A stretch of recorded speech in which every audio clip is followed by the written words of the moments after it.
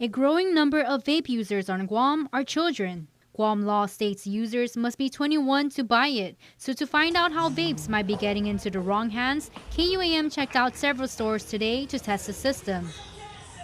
Sorry, I'm just looking around. Huh? I don't have any on me. Is that cool?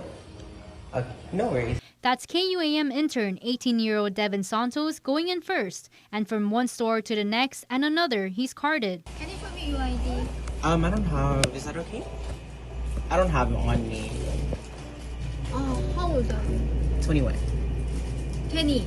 21. 21? Yeah. So I need your ID. Okay.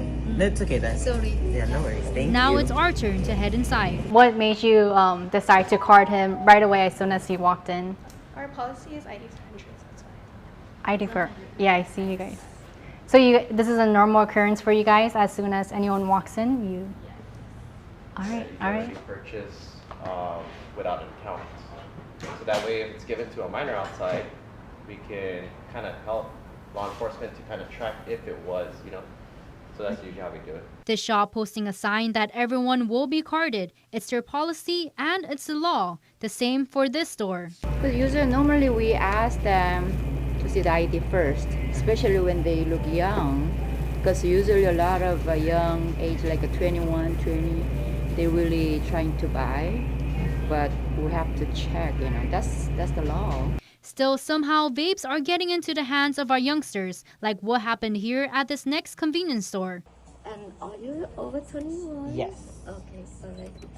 I believe because you're so confident, like, yes. The cashier not asking him for an ID, even telling him he can try it in the store. You can test now if you like. Yeah. Yeah. Oh, here, I got it. I'll just take it to go. Sorry. Okay, Yeah. anything, let me know. And just like that, a vape sold to our underage intern. We followed behind afterward, asking the cashier why she sold it to him. I did ask him, I did say, oh, just sell it to you. I did ask him, and he said yes, and with confidence. But like you say, right, I would ask ID, even though they look mature. The cashier allowed us to return the vape. Enforcement of vapes at businesses are led by Department of Revenue and Taxation Compliance Inspector Supervisor Craig Camacho. In a phone interview, he tells KUAM they conduct unannounced inspections every year along with Guam Behavioral Health and Wellness Center for the annual SINAR report. In their operations, they train 16 to 20-year-olds to go undercover and try to buy the products. A majority of the vape shops, they actually card the minors right upon entry, so they're not even allowed entry. I do believe there was some violations where mom and pop stores, or not just mom and pop stores, you have gas stations, you have other grocery stores, basically all establishments that have a tobacco license were inspected. Anyone caught selling to underage buyers could be slapped with $1,000 for their first violation, $2,000 for the second, along with a suspended tobacco license for 90 days. The third violation is $5,000 and a 180-day license suspension. Still, he admits there's only so much enforcement they can do. But for the most part, we can't be at every establishment all the time to regulate these things. So ultimately, we just hope for more responsible business owners, that can take it seriously on verifying the ID. We don't sell. We card everybody that enters the establishment. We are an adult-only establishment, period. It's responsible business owners like Vape Escapes Theseus Mendiola. He holds workshops with the Guam Department of Education schools to educate faculty and staff on what to be on the lookout for.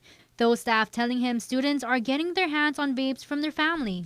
He also sees many parents even coming into his store with their children in tow, trying to buy them vapes. This was a parent that brought in their youth, and was trying to buy it for them. So that didn't succeed. So what ended up happening is she sent in the dad. They went out in the car, switched places. The dad came in, and our sales associates noticed the father coming out of the same vehicle.